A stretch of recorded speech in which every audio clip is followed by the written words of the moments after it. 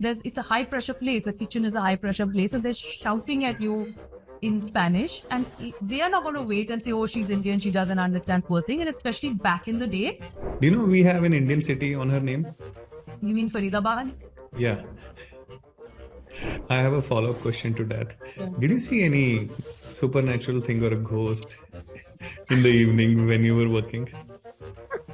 That saying, "Feel the fear and do it anyway." I think that's there in my teams or in the teams that I've led. So what we did was we said, okay, let's do this little visual play. We did these illustrations of Mughal-looking characters, but holding a CCD cup and a cappuccino and a frappuccino and things like that, size of a wall.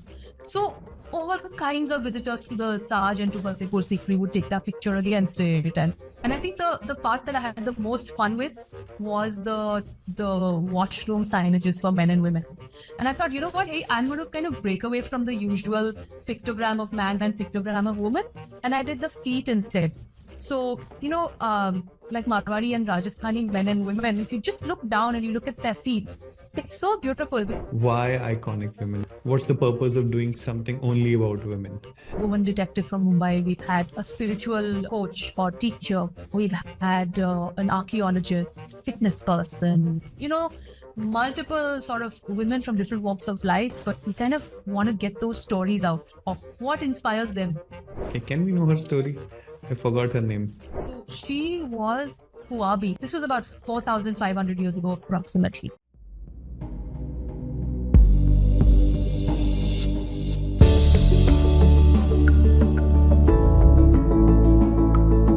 Hi Kadambari, welcome to the podcast. We can start with introductions, maybe. So if you can let us all know about yourself, it would be really great.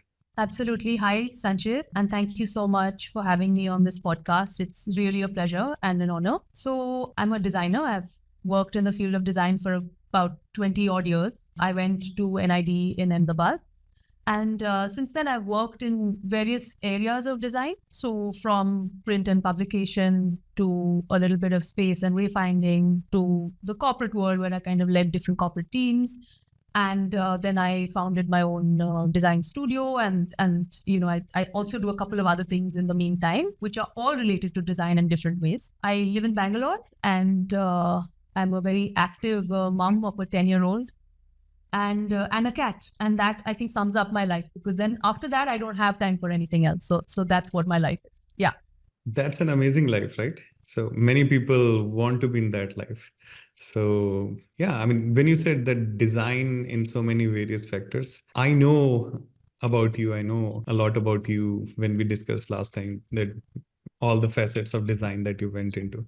So yeah, it's a great thing. Can you let us know about it a bit? Yeah, where do I begin? I actually was very fortunate to have parents who were very, very open to influences and to sharing those with us. So my father was a journalist and a documentary filmmaker, but a historian by training. And my mom at the time was studying to be a cinematographer, which is something she never practiced, but that's for another day. And so my sister and I grew up in Pune. My parents were also studying yoga from BKS Iyengar. So all of these influences kind of became a part of our lives growing up. And overlaid on top of all that was the fact that my parents are from two different states. So my father's from Odisha, my mother's from Gujarat. And we grew up in Maharashtra. So we were speaking all of these languages. And I think one of the things that my dad did was that he would bring us a lot of art books. And we kind of grew up knowing about artists, So I think at home as little girls, like 5 and 7 years old, a lot of our conversations were about whether we like a certain painting of Picasso or of Renoir or whoever it was, So I think that's what early life was like. I went to boarding school after that to a place called Rishi Valley, which is in South India, in Andhra. And there it was very, I think life there was very open as well. You could sort of figure out your interests, what are you good at, do more of that, and kind of develop yourself as a person in the way that kind of worked for you. And then, of course, college, which was in Ahmedabad. And yeah, since then, the workforce. Amazing. So, as people call it, being a generalist or There's always this debate between people that design journalist or learning life through journalist. I'm saying generalist, not journalist. So you understand many facets of design, and your work, your body of work is also like that. You've gone into many things, into print, into making sculptures as well sometimes, or in Not, Mehrangarh Fort or not something. really. Okay. No. That was more signage, not really sculptures.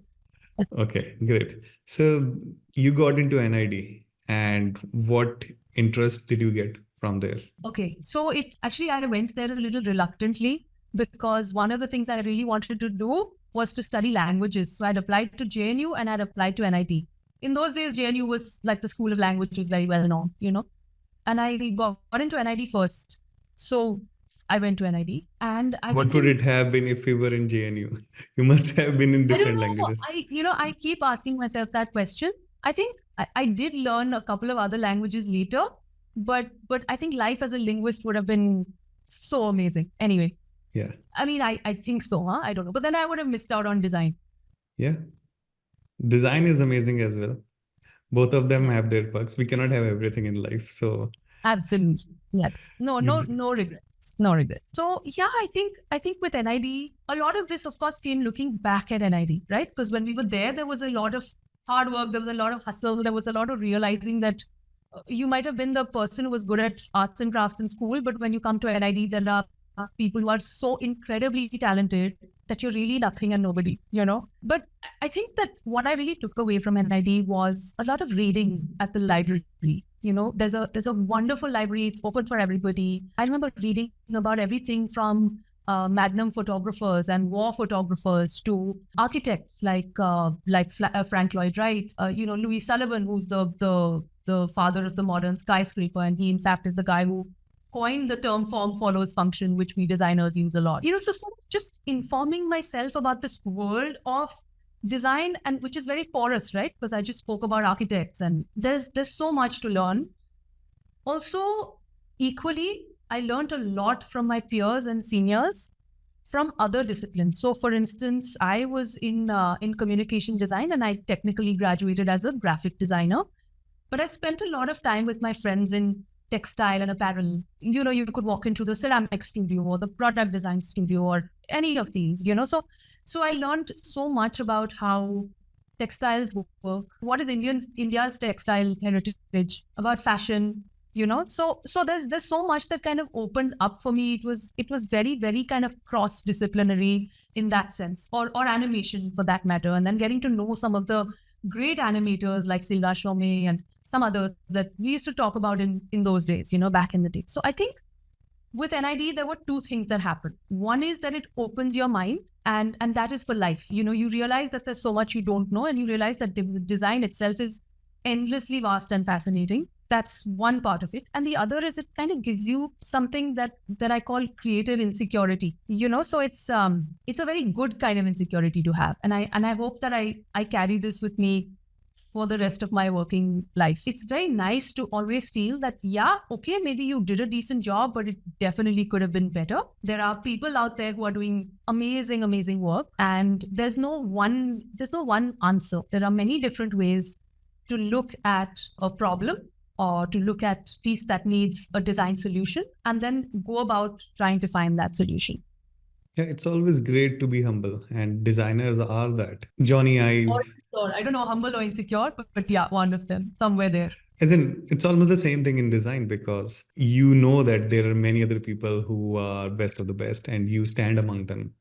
And anyone who doesn't know what NID is, what Kadambari is talking about, is National Institute of Design. It's in India, and it's only the best of the best get there, and so is Kadambari. It's not easy to get to NID, and she got into it. So yeah, I mean, design humbles you because you get your hands dirty in so many facets. Design is a lot of things. So I think God is a designer as well. So For sure. Yeah. let's move forward after that. You went to Mexico after this? Yeah, that's right. I forgot about that actually. I took a year off and I spent some time in Mexico where I did odd jobs just to kind of make ends meet. It was right after college. I really didn't have any money, and my parents just kind of, lent me a little money to go there. somehow it all kind of, fell into place, and I got to learn Spanish, and, It's Mexican. well, it's Spanish, but with a lot of Mexican slang. That's true, and it's got a very different accent, and it's got a different way of looking at the world. Right, the language could be the same, but it's a completely different world. So yeah, I agree with you, partly. Yes, so linguistic in you was still there. Yeah. So there's a lot of words from Nahuatl and Maya. So depending on where you are in Mexico, there's a lot of slang that's kind of come into. In fact, it's become part of mainstream Spanish now.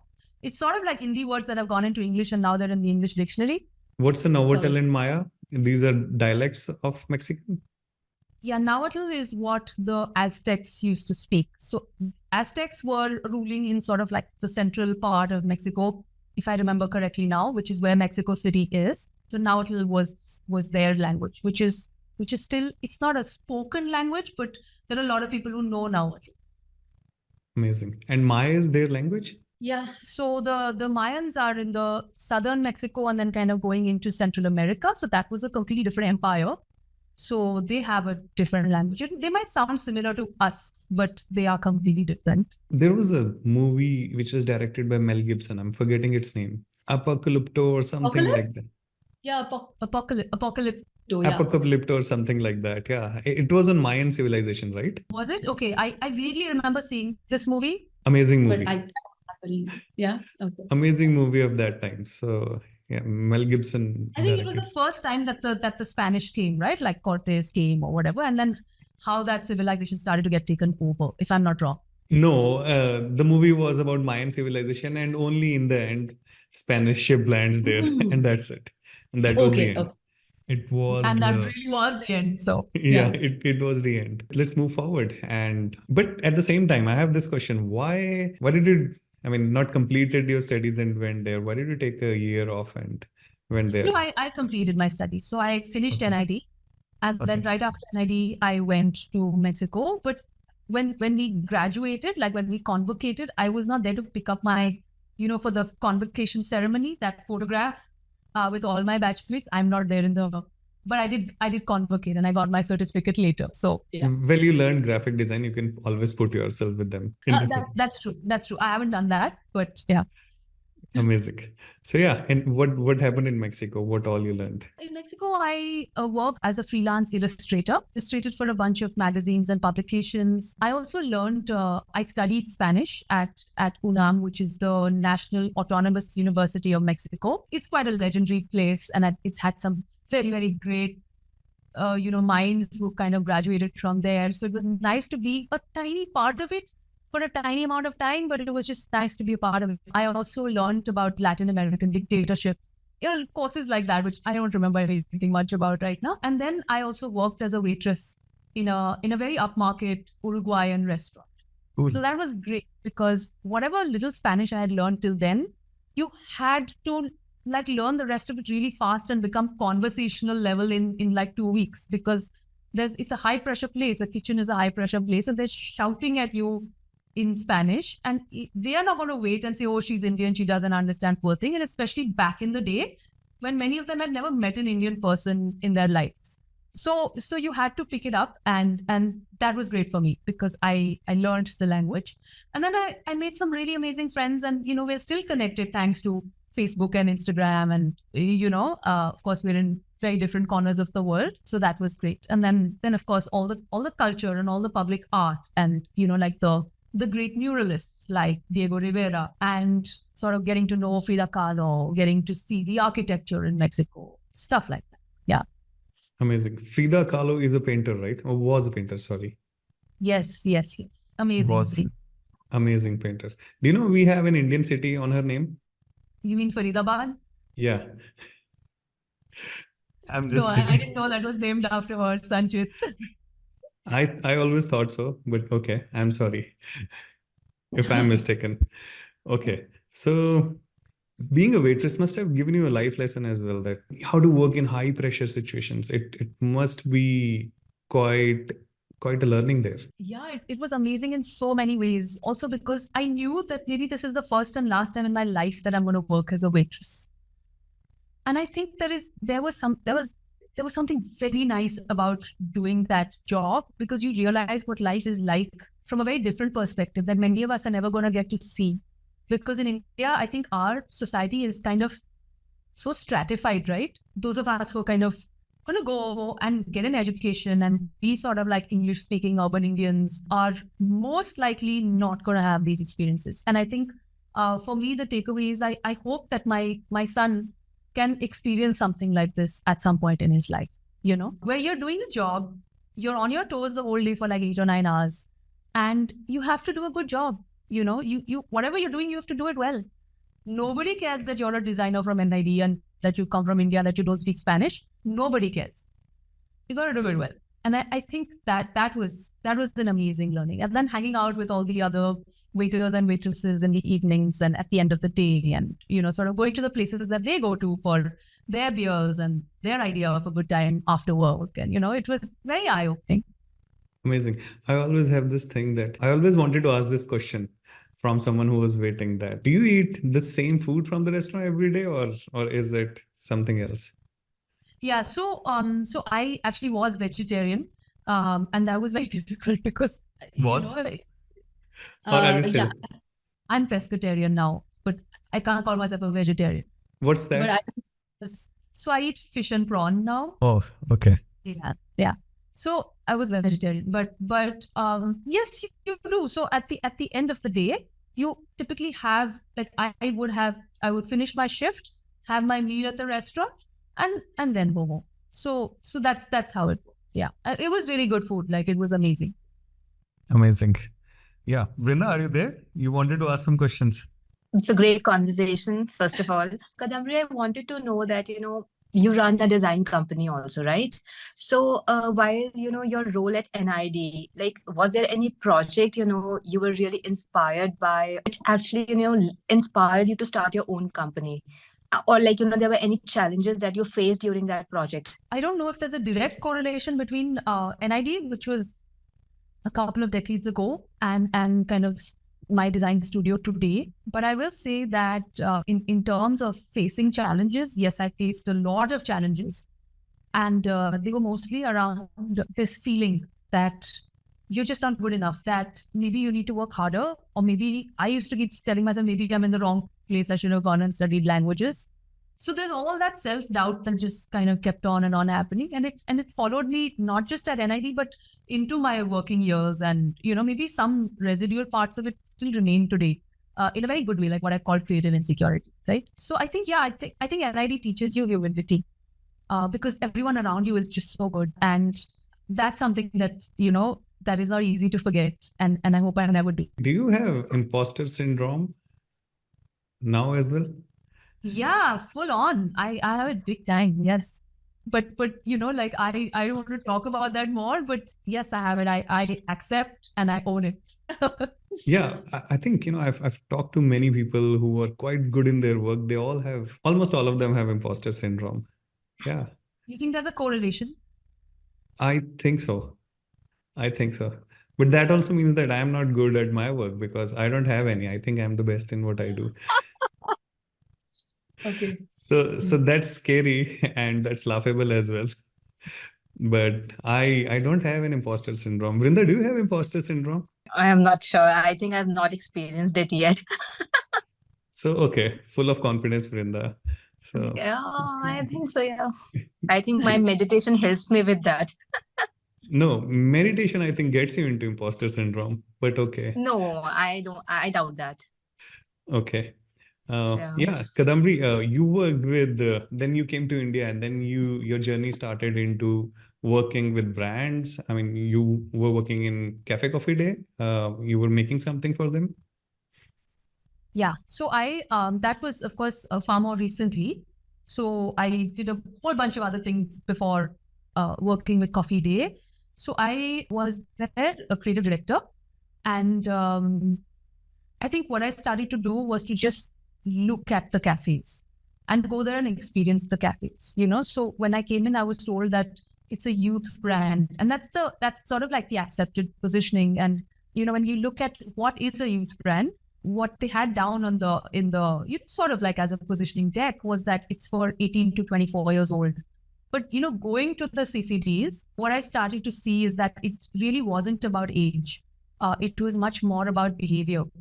So then you kind of start to relook at that, and you start to redefine that. And then you start from there, and sort of, research starts from there.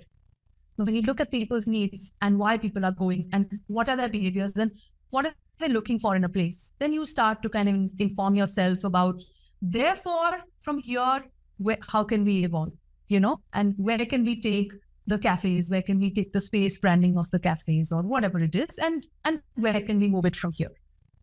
What was your exact impact? What did you work on, and what exactly, we would want to know that story a bit. What exactly did you do, and how did your work resulted into?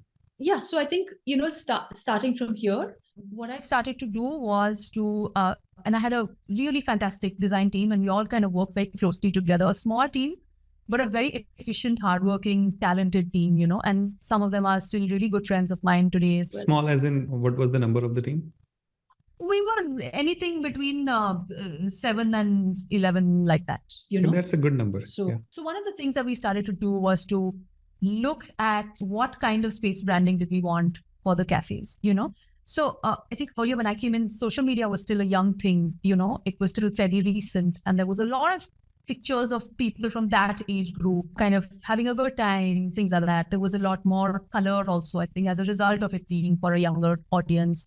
So there was a lot of red. There was quite a lot of purple, which was a brand color in those days. What we started to do was to kind of change that and make it more subtle and make it more kind of put more meaning onto the walls, in the sense that we used a lot of copy. Some of it was puns, some of it was little local touches. So for instance, I remember in Juhu, it was a little far back now, but there's a CCD in Juhu, like sort of on the main road, and quite a prime location and everything. And what we did was that we created a map of Juhu, and we made that, in 3D out of MDF, and then we kind of put that onto the wall.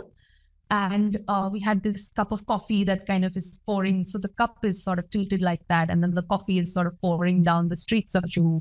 And that had some amount of interaction. So people would go and they would say, oh, this is where my house is, or this is where I stay, or whatever. So little things like that. And then we did one in Fatehpur Sikri, where it's, sort of like this, it was this Mughal capital at the time of Akbar and all of that. So what we did was we said, okay, let's do this little visual play. We did these illustrations of Mughal looking characters, but holding a CCD cup and a cappuccino and a frappuccino and things like that, size of a wall. So all kinds of visitors to the Taj and to Fatehpur Sikri would take that picture against it and, send it to people, things like that. So we did a series of those. We did one in Jaipur, one in Jodhpur, one in Kerala, and, so that became sort of like a heritage piece that we did. We also relooked at a lot of the packaging, and with all the packaging, I think we were very particular to put in that level of detailing and storytelling. So what if it is just a packet that's going to get thrown away when the chips are consumed or whatever, So we put a lot of love into everything that we did. And one of the packaging things that I can just remember right now is that, so we had to, sort of do this work for nachos, and they were supposed to be authentic Mexican nachos. And of course, just my luck that I had some experience with Mexico, but I did a little bit of a deep dive with the team about what Mexico means and what Mexico is. So can we move beyond a sombrero? Can we move beyond like a cactus and, these like very sort of typical, stereotypical things? And instead we looked at the Day of the Dead, which is this beautiful festival in Mexico where it kind of culminates in them having these sugar skulls on the altar, and some of them eat the sugar skulls and, things like that after offering it, whatever. So the sugar skulls are a very, very Mexican thing. That was one. And so we did this illustration of the sugar skulls, but with the beetroot nachos and all that. And then the other one that we did was Mexican wrestling. So Mexican wrestling, or las luchas, is big. It's almost like what cricket is for us, and they have these very specifically designed masks and things like that. So we did one of the Mexican masks then, so we would really try to put a lot of love and a lot of craft and a lot of storytelling into anything that we did. I think, yeah, that's one thing I can say. That's a lot of things. Yeah, that's really interesting. I want to ask a few questions on it. Which year was this? This would be in 2016, 17, 18, sort of there. Yeah, 19. Amazing. Amazing. Yeah. So I think, the team was about 9 to 11 people. So what all constitutes a team like this? Copywriters, brand marketeers, graphic designers, who all are in a team like this, which goes on and designs a space for a really good brand. So the marketing team was completely separate. We did have, so we basically were a bunch of designers at different levels of experience and seniority. So yes, graphic designers, some who were really good with illustration, some who are great with typography, some who are great with, websites and layouts. And then, of course, back-end people who will kind of help us with artworking, whatever we make, so ensuring that the way it goes to press is flawless and is executable. So there's that. And there were copywriters 1 to 2, depending on, the kind of strength that we needed. We would also work very closely with the projects team. So the projects team was the one that kind of put the whole sort of look and feel into the cafes, executed it right from end to end. So working with the project team was crucial, because initially, I think when I joined, they would tell us, like, the brief from the projects team to us as the design team would be that, okay, this is the layout of the cafe. These are the walls. On this wall, you have 5 frames. You put what you want in the 5 frames, And I think that, over time, what started to happen while I was there was that we said, no, I think we want a lot more involvement, rather than just these 5 frames. We want to know what the theme of the cafe is, and that can we influence that in some way? Can we work with you guys closer? Can we look at the color palette? Can you guys look at what we are trying to do? And then therefore, so what we started to do was the whole thing started to open up a little bit more, and we would, sometimes get a hand painter to paint that entire wall. On top of that, there would be photographs, and along with that, there might be like a little cutout of something or stickering or whatever. So it all started to come together in a far more holistic way, and I think less siloed kind of an approach, because ultimately what you're looking at is the experience of the customer. It really doesn't matter what you're putting in those 5 frames at the end of the day. Like, it's not even relevant, but it's about, are you creating an intelligent space where someone wants to come and interact and spend a few extra moments thinking about why somebody did something, but maybe that there is this kind of thought that the brand is putting into a space that they put out for, sort of public consumption. Amazing story. How do you measure result of something like this? How do you measure that, how people liked it, how people received it, and what was the impact on the business? How do you do that? So I think impact on business is hard to say. I think that has much more to do with, what kind of seats are you putting out? What kind of a space is it? Does it have some kind of insulation from the road? And of course, what is your coffee and your F&B like? How far is it from sort of like somebody's workplace or neighborhood or whatever, those kind of things, right? But I think in terms of what we did and our impact, what we got was a lot of feedback, right? There are a lot of people who write to CCD on like a minute-to-minute basis. There was someone who was just mining all those emails and, messages and things like that.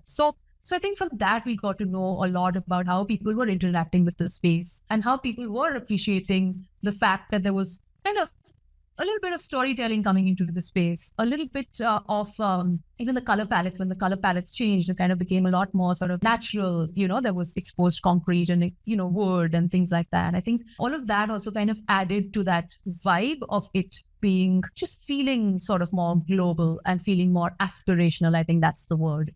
And these are the kind of feedback that we would get from people all over the country, and people would say, oh, you work for CCD. So some people would say, what do you do? Do you make cappuccinos? And then, but then some people would catch on and say, okay, she's a designer, so she must be doing something for the design.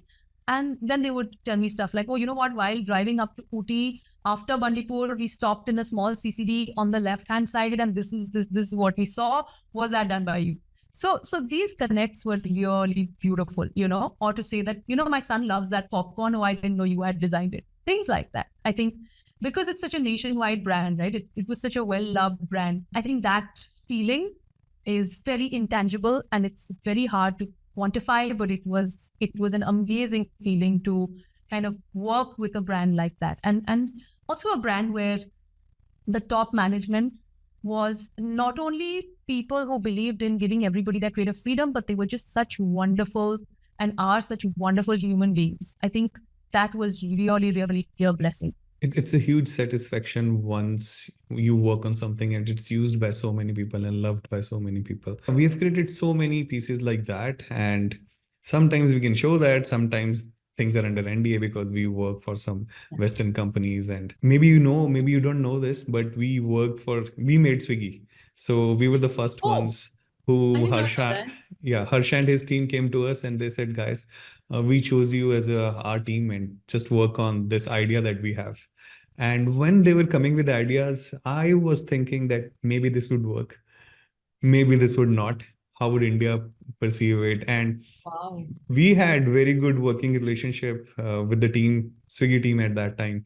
There were just two guys, Harsha and I forgot the other person's name, but we were majorly talking to them. And then we were working lots of things at that time because GST was not there, service tax was there. So every other place had different kind of service tax, and we used to implement so many things into it. But once 6 months happened and 7 months happened, and we were maintaining the Swiggy's backend and its platform. And once it started generating that hype, it gave huge satisfaction to us. What we worked on is loved by so many people, and so many people are using it. It does that. I have a question on CCD. Did people ask you for discount coupons on it? The people you knew? I don't remember about discount coupons, but they would say that, please go and tell them that this cappuccino or whatever in this particular outlet is not good. And, that kind of thing would come a lot. Like, I think then you just become like that, a personal receptacle for all their CCD complaints. So that would happen. It would happen to everybody universally, not just me, everyone. Right. Amazing. And people you meet from across the country. It could be anybody, anywhere, Amazing. Yeah, that's what happens at times. So moving on to next thing, you worked in Mehrangarh Fort. We want to know the story. Okay. It was in fairly early days. I worked as a freelancer. It was a wonderful project because it was very challenging, So there was a desert botanical garden and park being set up. And what I had to do was kind of create the logo and the signage. But the circumstances there were quite adverse and quite difficult. So A, there was a budget constraint. B, we were working literally in the middle of a very desert-like area, right? Like very, very arid. Then the level of skill was fairly low. So normally when you expect someone to carve something that you have designed, you're expecting a far higher level of skill. These were a community called the Khanwalias, which are a local Rajasthani community who are kind of warriors and they work with rock. And so what we had to do was to kind of adapt ourselves to those conditions. One was that we had to, there was a medieval pole, right? A pole as in a gate through which we pass. And that was maybe 500-600 years old. And we had to put the signage on that pole, So how are you going to do the signage in a way that is respectful of what you're building it on and what you're building it for? And it's respectful of the heritage of this place and, sort of in the way that it comes with that heritage of hundreds of years, right? So the signage was designed in that way with those kind of materials, so with local rocks. So we went out of our way to find a person who would do mosaic out of this kind of rock, or rock that went sort of aesthetically really well with these colors and these stones. So there was that. And then there was, little things like the plants all had numbers. And the numbers were going to be hand carved by the women on the site, the Khanwalia women on the site. So they were going to make mistakes. There was no laser machine that would give you those perfect numbers. So then what I did was to create a font, the numbers, and I'm not sure if I did the letters as well. Yes, the letters as well. Where the form itself is so forgiving, that if you make a few mistakes or if your hand slips a little bit or it chips a little bit, it's still going to look good. So that was the challenge, and the challenge was actually to sort of do your work and do your work as a graphic designer and to sort of put the wayfinding signage out there and everything, but to do it in a way that is very respectful of the place that you're working for. You worked as a leader as well.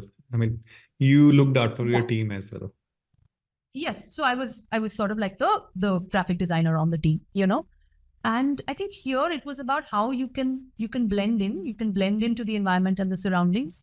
And it really challenges your understanding of the place, Do you really have that understanding and respect for the place and what it takes to set up a rock garden in the middle of the desert in a resource constrained environment in a super arid place where, money, skill, everything is going to be a challenge.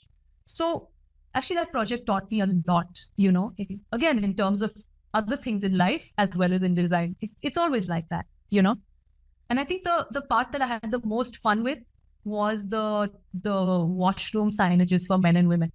And I thought, you know what, hey, I'm going to kind of break away from the usual pictogram of man and pictogram of woman. And I did the feet instead. So, like Marwari and Rajasthani men and women, if you just look down and you look at their feet, it's so beautiful because the women, the ghagra is kind of covering feet and there's just their toes sticking out and their toes have these beautiful, toe rings and anklets and things like that. And the ghagra itself has so much embellishment on it. And the men come with their dhotis and they come with these beautiful shoes. Sometimes they just kind of elongated, sometimes they're a little turned up. So, so I kind of focused on that instead of the usual pictograph. So I think for me, that was the big takeaway that I could do that, That's an interesting story. I've been to Mehrangarh Fort. So maybe I've seen your work. I went in 2019 and that means I have had touch point with your work there. So Amazing. I don't remember that thing with the washrooms. Yeah, that's an amazing idea. Did you get the feedback from people that they could understand that it's men or it's women by looking at the cloth? What about the foreigners who were coming there? Did they understand that this is Gagra and this is a man's feet? So from what I know, there was never any confusion about which is the men and which is the women when the signages were up. So I think that's a sign that works, like functionally it's working. But I think, no, you know what? I think that's a great question, Sanchit. But I think that the one who got the most pleasure out of this signage was me. Because other people are like, okay, that's men, that's women. I need to go to the washroom. I'm happy. But I actually got like very deep satisfaction out of being able to execute something like that. That was just so different, for a washroom sign. I'm a designer as well, but I'm an analyst as well. So my mind works like that. I'm sorry about that. That's why you're asking me all these questions. Yeah. So because I remember this quote by Quentin Tarantino, if you have heard this quote, that I make movies for myself and everyone else is invited. So so your statement was like that. So it's great that you worked for something to your satisfaction and you say that everyone else is invited. That's a great way to work as well. Yeah, I think maybe we all have these moments, right? At some point in our lives, like no matter what our profession or what we do. Yeah, great. So now let's come to your project. We were summing up, coming to your project. So I have a question here. So Okay. Kadambari, you have a lot of interest in history, right? So just because of that, you chose to work at this fort. You plan to make the signages and everything. No, Vrinda, I think at that time, I wouldn't even have said that I was interested in history. So I didn't really read about history then at all. It came to me at a much later stage in my life. At that time, it just seemed like an interesting project. And that was it. It was literally nothing more than that. And I love to travel. So I've always loved to travel. So I think that was like, oh, wow, Jodhpur and Mehrangarh Fort and all of that, So it was as simple as that. I have a follow-up question to that. Yeah. Did you see any supernatural thing or a ghost in the evening when you were working? No, I take these kind of questions very seriously. Where in at the bottom in Jaswantara and these places? Yeah, Mehrangarh Fort or nearby areas. No, I never had any kind of experiences. Maybe I was close to them. I don't know. They only appear to some people. Amazing. Yeah, I mean, it's our luck that you didn't see anything because somebody told me like 2 days ago that podcasts which speak about ghosts do great in number of viewership. So, I mean, I was just hoping that you saw something and we could put that in. Yeah, so we want to discuss about Iconic Woman podcast. What is it all about and what's the inspiration? What's the story behind it? So I used to have a project called the Iconic Women Project, where I used to style myself as women from history. And They could be from any part of the world, any era. But if they inspired me in some way, because I'm also a stylist, so I would style myself as them and then kind of research them and talk about them and tell their story. And that's what it was. And then cut to more recently, I was having a coffee with my co-founder, Bala, in Koramangala, at this very nice place called DYU Art Cafe. And I was sharing this project with him, and he's like, you know what, this is podcast material. And that's the beauty of this, that it takes someone else to see what you can't see. And he said, no, it is for a podcast. Trust me, we'll do a podcast out of it. Then we kind of discussed a little bit about it and what we were planning to do and everything. We do it out of this space, in fact, where I'm sitting in Bangalore. And the idea is that we want to kind of bring out the authentic stories of women, and we want it to be diverse, So, for instance, we've recently had like a woman detective from Mumbai. We've had a spiritual coach or teacher. We've had an archaeologist, fitness person, multiple sort of women from different walks of life. But we kind of want to get those stories out of what inspires them, what makes them do what they do. When we have hardships, which we all do, what made them get up and sort of say never, and do what they did and continue to do what they did.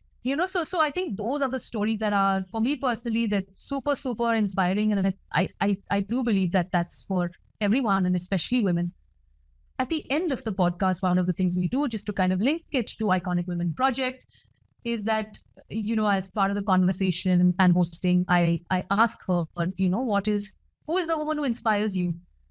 And she might say anyone. So, for instance, someone recently said Indira Gandhi.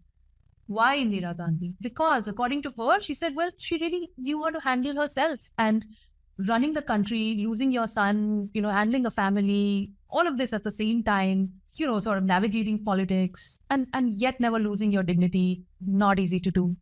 So what we do is we kind of dress her up. So I style her as the woman who she admires. And that's kind of live in front of the camera. So that transformation from who she is to who she admires is sort of happening in front of the camera. And that just kind of becomes like that last styling piece that makes up the entire podcast. That's highly interesting. Do you do it at the end of the podcast, or do you style at the very start and then you discuss it? No, we do it at the end of the podcast. So when they come in, I want them to just feel comfortable and come in and sit and, just kind of have that conversation. It's a one-on-one, and it's a fairly close conversation. And sometimes, she and I are talking about things that can get quite personal. They're quite difficult to talk about. A lot of women tear up a little bit on the set, but I would say that women do open up. I think there is at some level, there is that desire to share if it helps or inspires somebody else. So there's a lot of that. And then we do the styling component right at the end after the podcast and after the conversation is over. And then we edit it into the podcast, of course. Very nice. So you do a kind of a time lapse in the end, that how you style the person. Is the podcast up as of now? Yes. Yeah. So the first season is complete, and we're shooting season 2 right now, as of now. So we'll put the link of podcast here, so everyone can go and go to the link and go to the podcast and see this. This is highly interesting. So just after shooting this podcast, I'll go and look at your podcast. No, please do. That would Let be me know amazing. what you liked or disliked, or just let me know what you thought. No, definitely. It's going to be highly likable because it's highly interesting. So I look at it. I have a counter question to that. Women open up, as you said, that they teared up. So when we were first discussing, you said iconic women. So I want to always ask, why iconic women? What's the purpose of doing something only about women? And because maybe I come from a background where every woman in my family was empowered. So my mom and even my grandmom, from mom's side, and everyone, my mommies, masis, and everyone is a working woman, and all of them are highly independent. And Right. I belong to Himachal, so the lower Himachal is all about those all Devis, Mata Satis, incarnations. So maybe women are considered quite differently there. Whenever you mention, when anyone else has mentioned that women needs empowerment, I always think why? Because I have always seen women who are empowered and who take quite strong roles in the family and all those things. Yeah. But what's the story behind your idea? What's the inspiration? Sanchit, I think empowerment is not a word that I use at all. I think it's a very overused word, and I agree with you that I don't think women need to be empowered. Like, who is putting themselves above and saying I need to empower somebody else? I don't think Right. it's about all. It started for me because when I started to read about history, I just started to see how very often women are just kind of left out of the narrative. When you read about, say, the Cheras or the Cholas or the Chalukyas or whatever. I mean, I just completed a book recently, which is why I'm talking about it.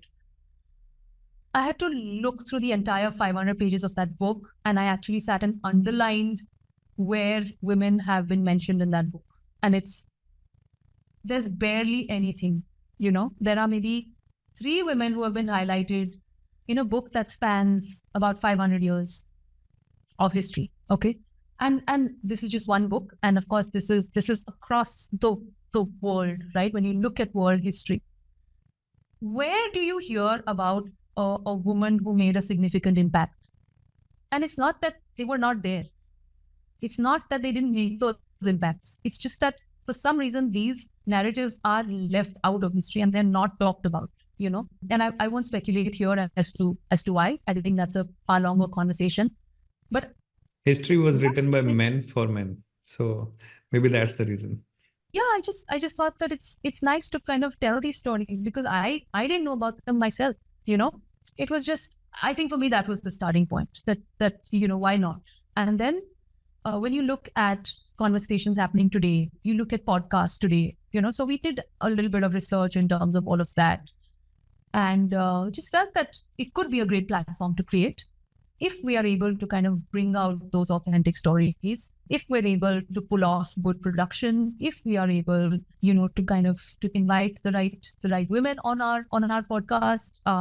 And of course, if in conversation they speak and they open up to me, and that part of it kind of serves to help and to inspire somebody somewhere. If there are takeaways for someone sitting somewhere, then it'll all have been worth it, Yeah.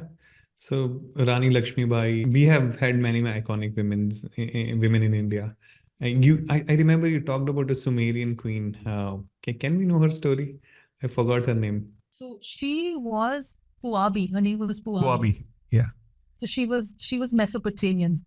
This was about 4,500 years ago, approximately, and they, in the 1920s. Even older than Indian civilization, because Indus Valley civilization was like 3,300 or 4,000 years old. So I think Mesopotamian or Sumerian civilization at that time. No, Sanchit, I think the jury is out in terms of how old the sort of like the Saraswati Valley civilization is. I don't know if it's called Indus Valley technically anymore. I think the jury is out in terms of how old that civilization is, right?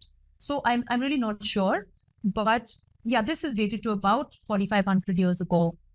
In Iraq, in present-day Iraq. In present-day Iraq, in a city called Ur. Okay. So in a dig in the 1920s, there was a British archaeologist, and this kind of became news all over the world at the time. And he was doing this dig in Ur, and among many other things, he found the remains of this woman called Puabi. And there was a cuneiform tablet, sort of near her skeleton that said Puabi the Queen. And normally what they would find from that era is that Puabi, queen of such and such man who was the king. And here, because her name was not attached to that of any man, the assumption is that she was a queen who ruled in her own right, So, and I just found it so fascinating, this idea of discovering someone through their death, which happened like millennia ago, and her skull was crushed into really small pieces because just of the weight of the earth that's piling up over the centuries, But from whatever they found, they kind of pieced the costume together, and that helped me to kind of recreate that costume. And then I, brought in some of my own personal touches. Like, for instance, I draped it with a Kanchivaram sari, and kind of recreated her costume in a way that I feel maybe would have been, Puabi-esque or of that era. And then similarly with the makeup, so there's a very talented makeup artist called Vijeta, who has been working along with me and now with the podcast for years, to recreate the look and the hair and makeup and everything. And so we did a little bit of guesswork, we did a little bit of research, we did a little bit of, I feel it might have been like that. So it's a mix of all these things, But yeah, I think for me, recreating Puabi was very special because she's not someone I'd ever read about, and she, it is speculated, was one among a few women who would probably have been the first woman ruler in the history of the world. Again, the jury's out on that one. So can you imagine how significant that is? And 6,600 years ago.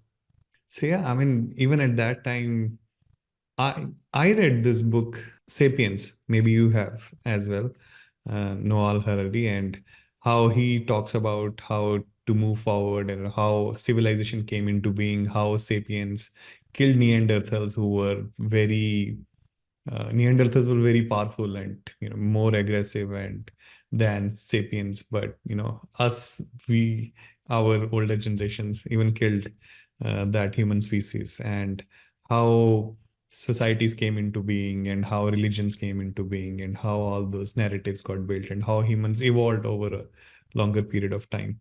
So I never read something like that, even in that book, that women were how they came into the top. And I read about Puabi as well after we had the last discussion. So yeah, it was amazing. Even in that time, there was someone who was as strong as her. So she led a whole kingdom which constituted of lots of men, and she ruled them, and that's really, really great. So yeah, you're doing a very interesting work with iconic women, and I hope you'll get a really nice website about it as well, where you do that costumes and all, and you can put up that we did this and that, so that it lives there. It lives in the internet. Yeah, we're working on the website. I think it should be up soon. It's one of those work in progress kind of projects.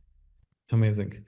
So yeah, what next for Kadambari? I don't know. That's a very tough question. I think right now I'm so in the moment of doing what we're doing in terms of the design studio, and I also have a gifting company, and there is of course the podcast, and like I said, there's my kid and my cat and my family, and that kind of sums up my life.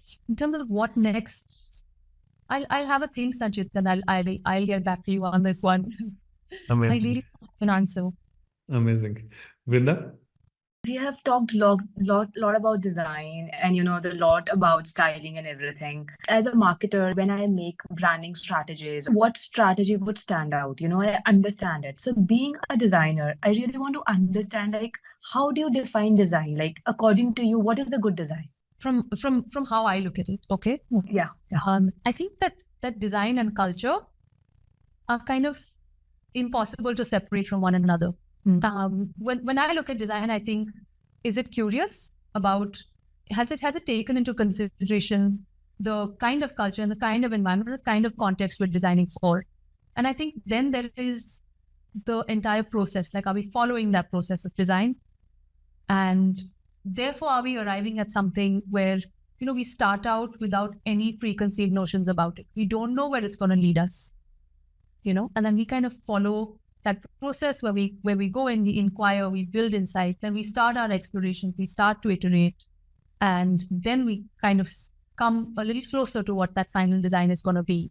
I think, these parts of the process are super, super important because it helps us to arrive at a final quote unquote solution that is authentic, that is truly kind of taken some kind of inquiry to reach and to arrive at. And also, have we put a part of ourselves into that design?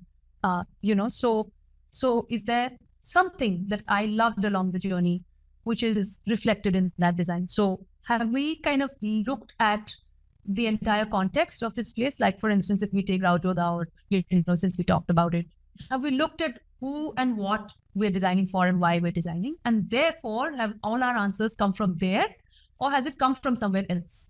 So can we leave all our predetermined notions outside the door and then come and just look at this from a completely fresh perspective? I think that tends to result in design that is good, or it's interesting, or it's a little more kind of, it's got more longevity. I don't know really how you would define it, But I think it's a mix of all of these elements. You worked for Titan, right? So what was the work exactly? Jewelry design or?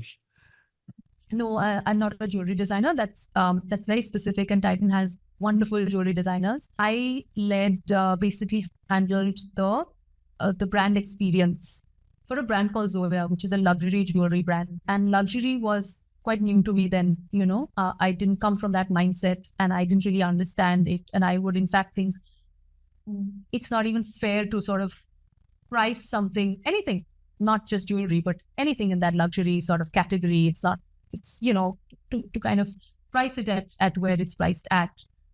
I never thought it was justified, honestly, and working for Zoya changed that mindset, because it's actually just about understanding it a little better.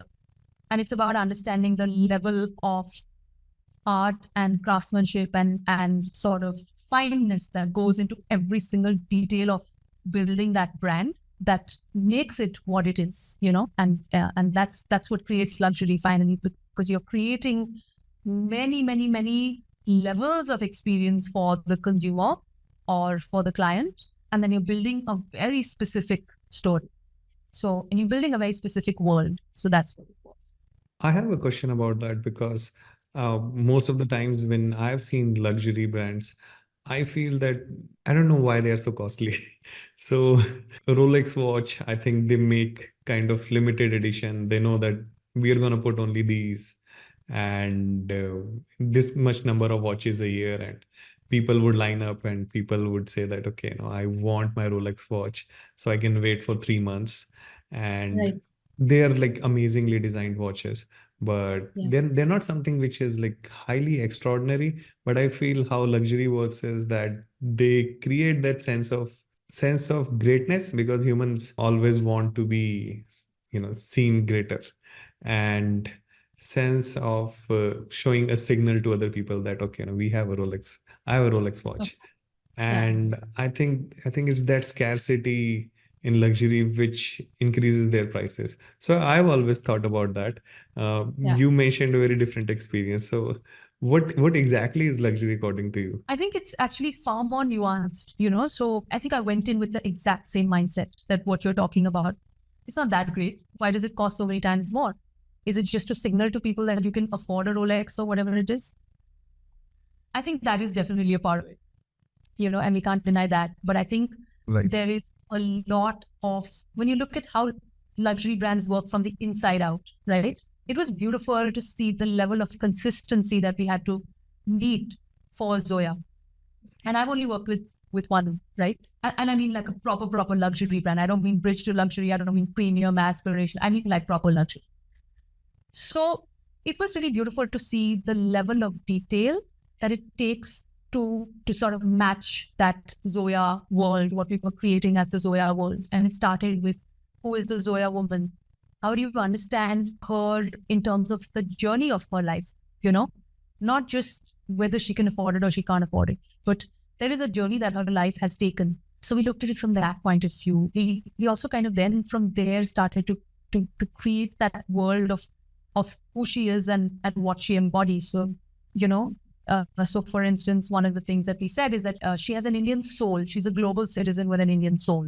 Now, how do you depict that in a store? How do you depict that in F&B? How do you depict that in your jewelry? How do you depict that in your communications?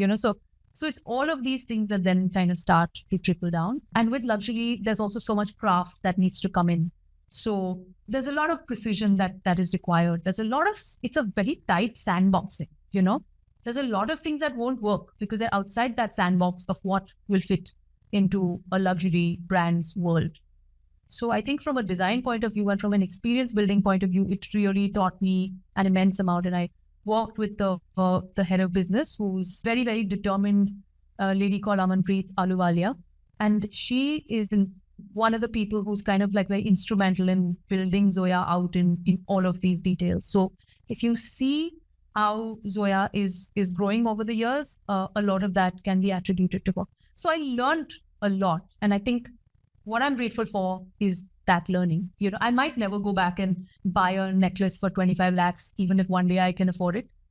But I think it's that learning, and it's that it's that change of perspective, because I'd grown up thinking, expensive stuff is a rip-off and it's this, and there was a lot of judgment around that. And I appreciate the fact that all of that judgment just melted because I got to see it from a different point of view. So you mean that lots of hard work goes into it, and that's highly precious.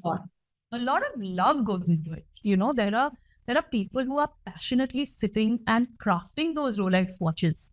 And what they don't know about watches is maybe not worth knowing. They are veterans in their field. They've done this for years and years, and they carry a legacy and a heritage of know-how that has come down from, we don't even know how many generations sometimes, which is the same with the karigars in, say, Banaras or Jaipur or whatever, right?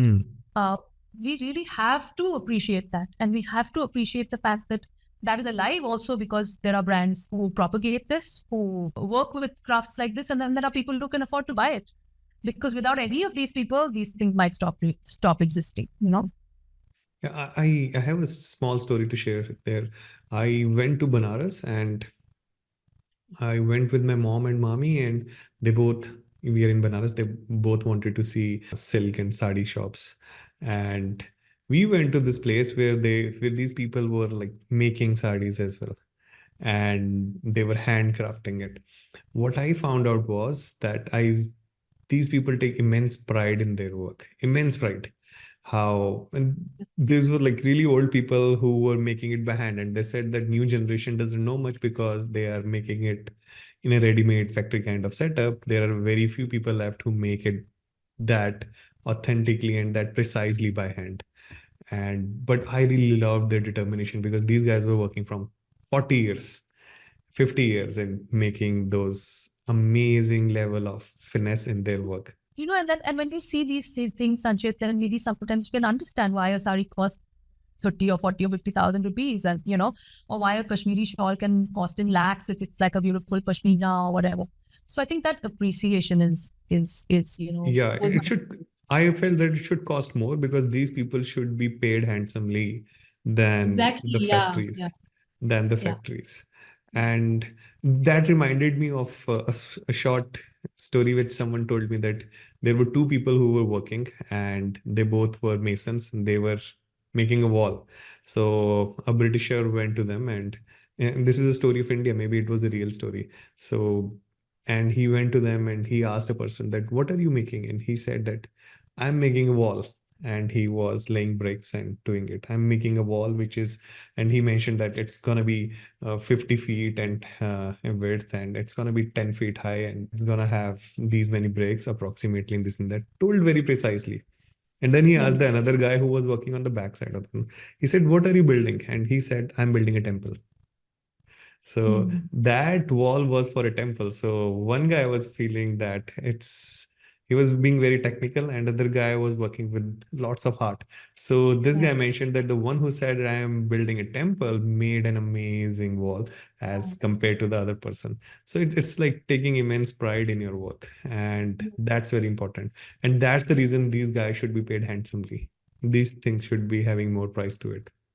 Yeah, absolutely. So what kind of leader are you? Are you like Steve Jobs, like hands-on, or Elon Musk, or maybe like Ratan Tata, or what kind of leader are you when you have to lead a team? Are you very strict? Yeah, I'm definitely a taskmaster. I think my team will tell you that. And I think there are many, many occasions when that hustle kind of does push them to the limits, and I'm very aware of that, because they will stay back.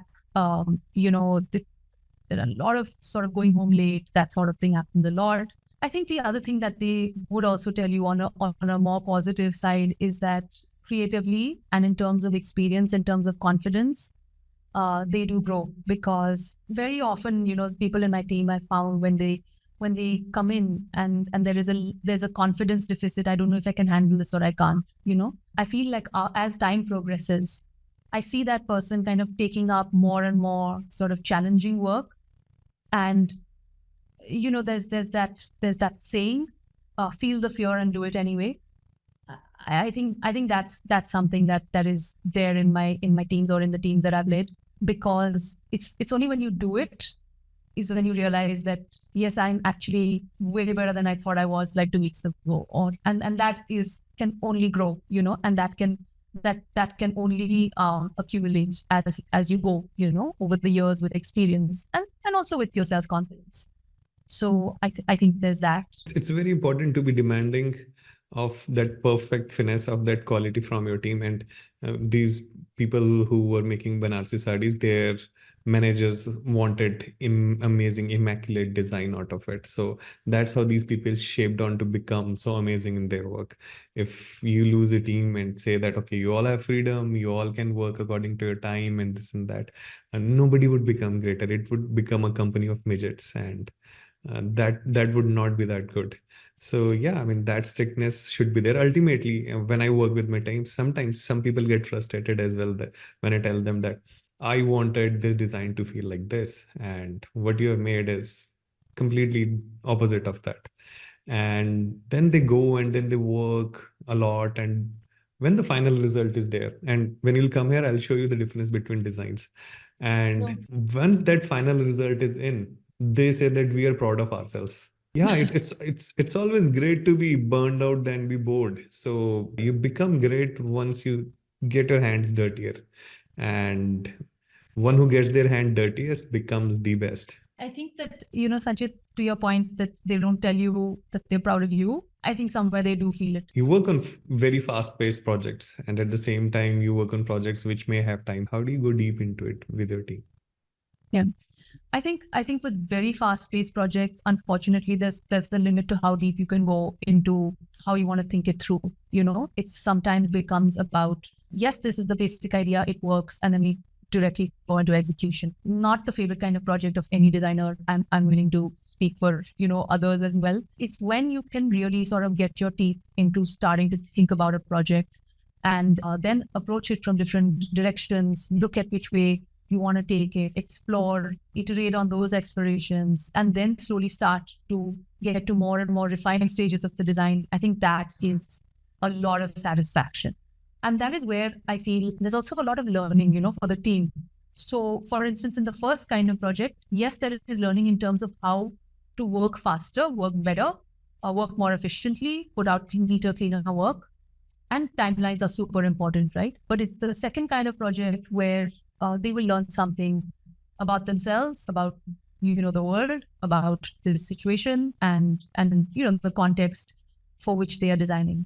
So that little bit of immersion, that time to immerse yourself in something, I think that's so key. And that's also a luxury, to your point that what is luxury to you, that is really luxury, and if you're getting well paid for it, then okay, that's truly luxury with like a cherry on top. But just that experience of being able to get into something and really discover it by yourself on your own terms, make your mistakes, and then come out of that and then have something at the end of it is really, really valuable. Amazing. How do you see Indian brands are, the future of Indian brands, how they are going, and how do you feel that, do you see that some of the brands are going to become global because of how they're putting that brand identity in front of people? That yes, there are some brands that I can think of and speak about, but I think in terms of just design being in context, I think that there are some projects that really stand out. Like for instance, you take the Rajkumari Ratnavati school. It's a girls' school in the middle of Jaisalmer, and it's been built in the desert, like literally almost in the sand dunes. It's on the edge of Sam and Desert National Park.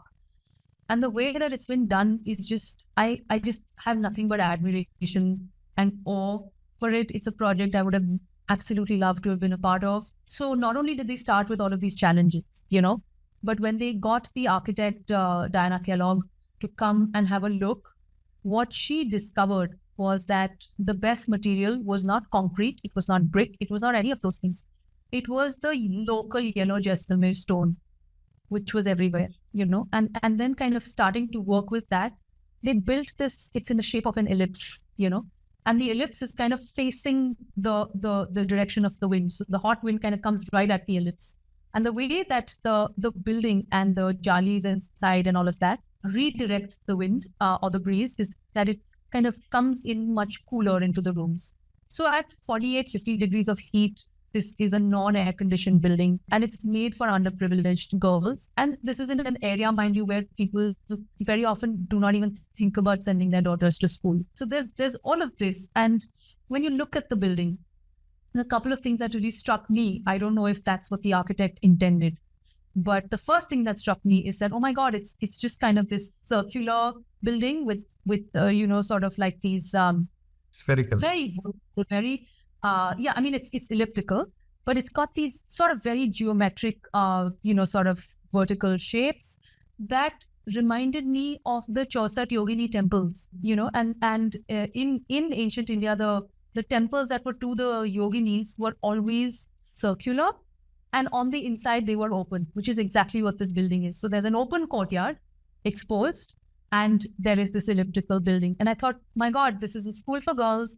And here we have these Chaussat Yogini temples, which have a very, very specific reason for the way that they were designed. So that's one thing that struck me. And the other thing that struck me was how they have resisted any urge to embellish. And this being Rajasthan, where, these sort of jharokas and these jalis are so beautifully carved, the stone masonry level of skill is so high, and yet they have almost done no embellishments on the building at all. And I think that maybe speaks to the fact that it's an architect from outside India who's come in and looking at it from the outside, and maybe, I don't know, there are just these few very austere Jaisalmer flowers, just like a very simple 6 or 8 petal flower, once in a while spread out in the same stone, so you can barely see it. It's like that, so there's that simplicity about it. And then Sabyasachi, the fashion designer, has designed the uniforms for it, and it's so beautifully done. It's like a salwar, but he has basically re-looked at the idea of a uniform, so decolonized it, to use a trending word. And he has done this beautiful salwar and kurta, and the kurta is printed in Ajrak, which is very much a local craft, sort of like Kutch and Rajasthan and that area. So it's like this indigo and deep red. And I think the way the whole thing has come together is just so awe-inspiring and so beautiful. And I feel that whatever Indian brands are kind of going out of India, when we kind of hold on to who we are and what we are, and we hold on to that context of everything that we already know, right? Like every single stone worker for this building was already living in those areas. The material, everything, the know-how, the uniform, everything was already there. I think it's beautiful when we don't always have to kind of look outside for solutions and for answers, and I think some of the brands that are doing it very successfully is, of course, one is Sabyasachi. I love how Nicobar has built itself, because though that's a brand for a contemporary urban Indian woman, it's quite a premium brand and all of that. I love how they kind of capture that global Indianness sometimes with their textiles, with their cuts, with the kind of block printing, with the design of the jewelry. It's a very, very subtle area that they're treading, but I think they just get it so right. It's so beautiful. Yeah, amazing. I've put that building in one of our other podcasts where I was telling Alan. Alan has amazing work. I'll share that podcast with you. You can look at how he makes design systems, and you can look at his case study as well. So we have put a snippet of that picture in one of our other podcasts of that school, and there is definite way of how lighting comes in as well. The lighting comes into the school, and it's very well lit up as well. Absolutely, yes. And yes. and as you mentioned that, I feel that we have forgotten few things, that How to build from our local soil, how to build from our local rocks. I remember that in Himachal, or majorly in hilly areas, people used to make houses of bricks made out of the local soil, the local mud. And it used to be natural thermostat. In winters, it used to be quite warm inside, and in summers, it used to be cooler inside. And people don't do it anymore. They build these concrete structures with huge glasses, which is very European. Europe needs that because they need that warmth. We don't need it here. And Yeah. we just get falsely inspired by them. They have great designs. Europe has amazing designs, but we had our own amazing Indian designs, and we're not putting it forward. I think we need to go back to the roots to do that. And yeah, I think India should follow that. Yeah, absolutely. I completely agree with you. And I think that movement is growing, and I think rightfully so. That pride that of the know-how that we already have, be it anything, right? It could be language, it could be culture, it could be spirituality. I think in so many ways, I think that is coming back, and it's very nice that it is. Great.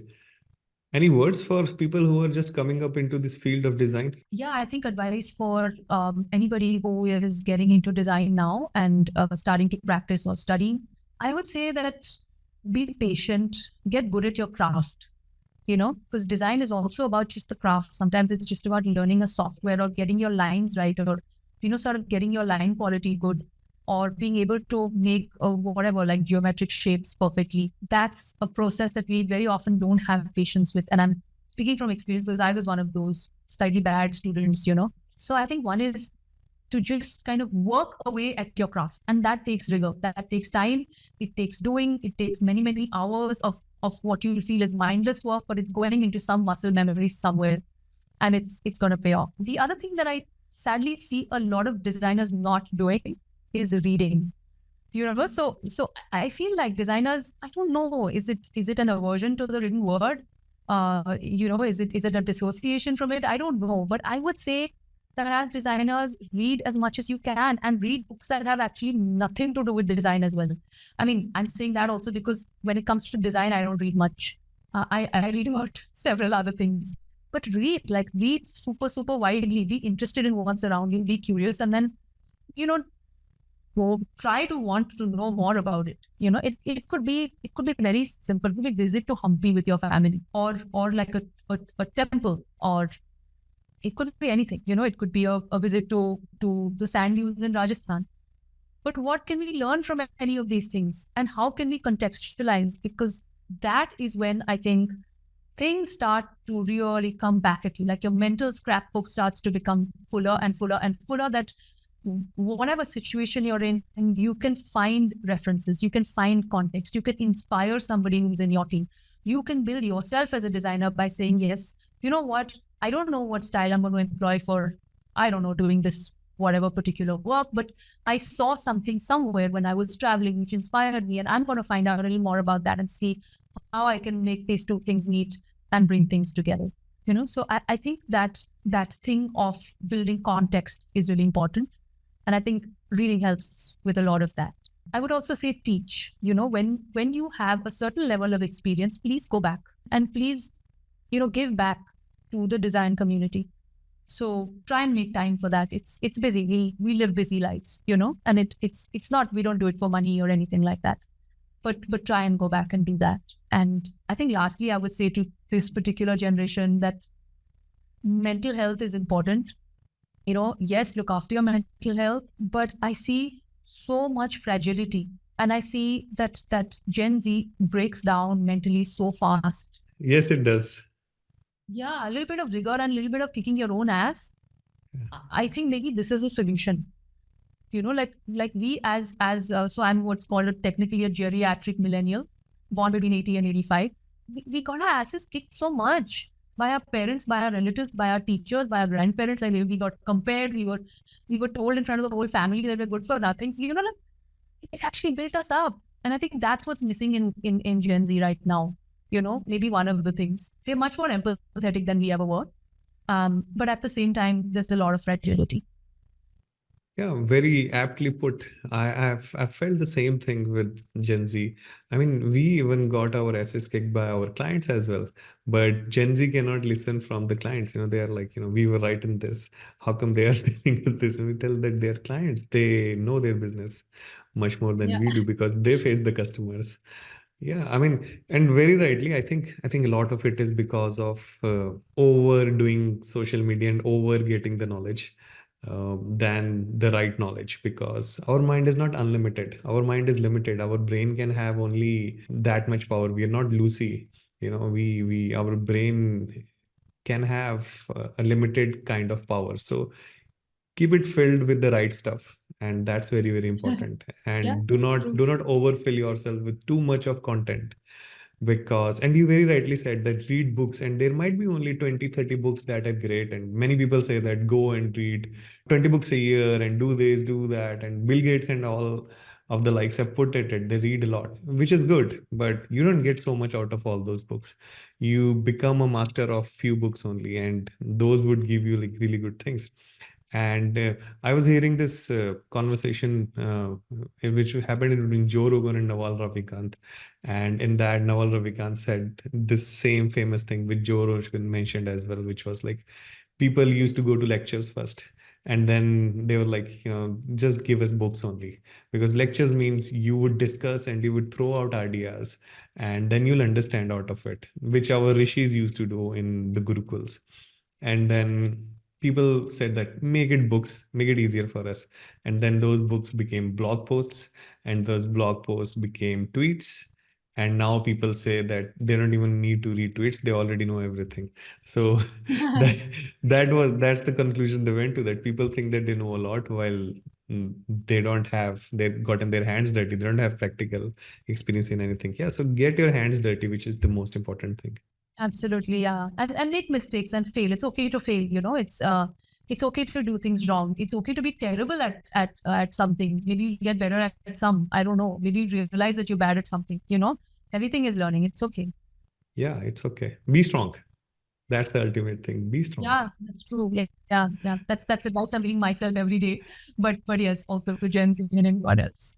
Amazing. So yeah, Kadambari, that has been an amazing podcast, and I hope that in few months we do one more and really interesting one as well. So Anytime, Sanchit. thank you very much for being with us. Thank you. Absolutely. It's been wonderful.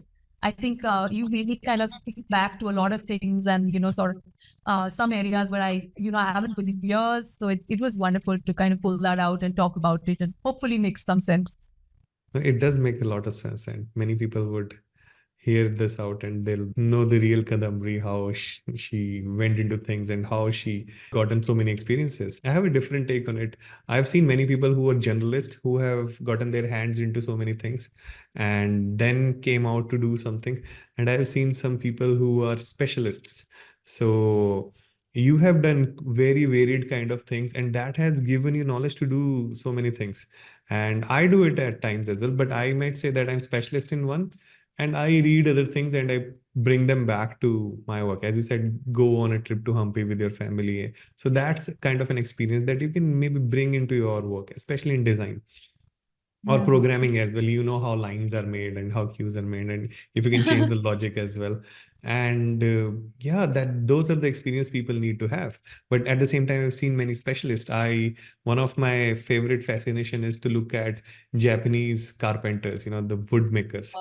And I see them that they make a table in 6 months, and that table is so fascinating. It's Right. done without any nail, without any That's right. Yeah. without any gum or something. It's all Just amazing. natural joinery of the wood. Yeah, natural joinery of the wood, and how they polish it for 2 months, and how the end result is so amazing. And I see that their culture is like that. They say that nobody is a master of their craft under 20 years. So if they should get experience of 20 years to become a master in something. And they're like specialists into one thing and they make it the best. So both of these are really amazing things to become a journalist and then, go into specialization. Or there's some people who do one thing, but they keep on innovating it. And both of these, yeah, both of things are great. So yeah, I mean, let's end the podcast with that thing. Sure. Thank you very Thank you much. so much. It's been wonderful seeing you here. Thank you.